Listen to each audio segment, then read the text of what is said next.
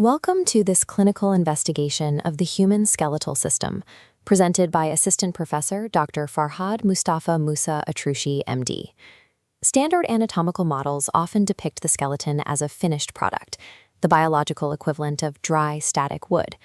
In clinical reality, bone is among the most metabolically active tissues in the human body, functioning as a dynamic and responsive organ.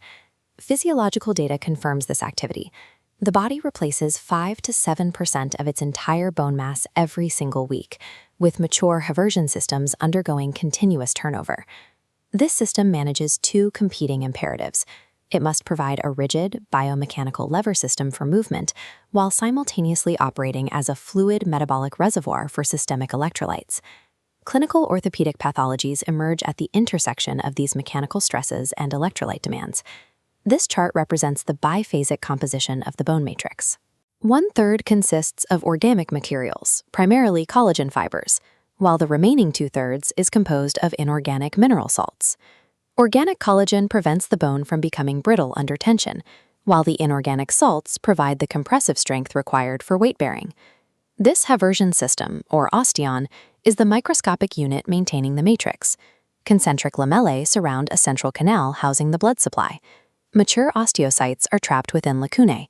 Radiating canaliculi interconnect these cells, allowing them to access nutrients. Bone is a highly vascularized architecture.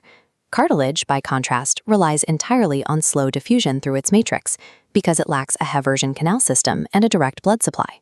This microvascularization allows bone to rapidly adapt and repair itself. The lack of direct blood flow in avascular tissues like ligaments or cartilage is the primary reason those structures take significantly longer to heal. This diagram of a typical long bone showcases its biomechanical structure.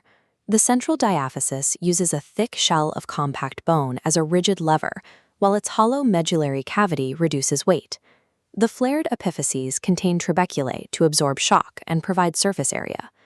These rigid levers connect at mechanical pivots, known as diarthrases, or freely movable synovial joints. This diagram illustrates the anatomy required for frictionless movement. The articulation is enclosed in a joint capsule, where a synovial membrane secretes fluid into the cavity to lubricate the blue articular cartilage caps. Physical activity warms and thins the synovial fluid. This lower viscosity allows the fluid to be absorbed more easily by the cartilage, improving shock absorption and nutrient delivery to the chondrocytes. Long bone geometry and synovial fluid dynamics work in tandem to distribute mechanical stresses of bipedal locomotion. The skeletal system functions as the body's primary mineral vault, sequestering roughly 99% of its total calcium. Serum calcium levels are critical for muscle contraction, for nerve impulses, and blood clotting. If blood calcium deviates, the body draws from the skeleton to maintain cardiovascular and neurological function. This remodeling is performed by two specialized cells, osteoblasts, which form new bone, and osteoclasts, which resorb it. Osteoclasts are massive cells formed by the fusion of up to 300 nuclei. They use amoeboid movement to navigate the bone surface, secreting enzymes that digest the matrix to release minerals into the blood. A drop in blood calcium triggers the release of parathyroid hormone, or PTH, stimulating osteoclasts to dissolve bone and return calcium to the bloodstream. Conversely, high blood calcium triggers calcitonin release, signaling osteoblasts to deposit excess mineral back into bone. The skeleton is locked in a continuous endocrine tug-of-war, sacrificing its own structural mass to guarantee the body's electrolyte homeostasis.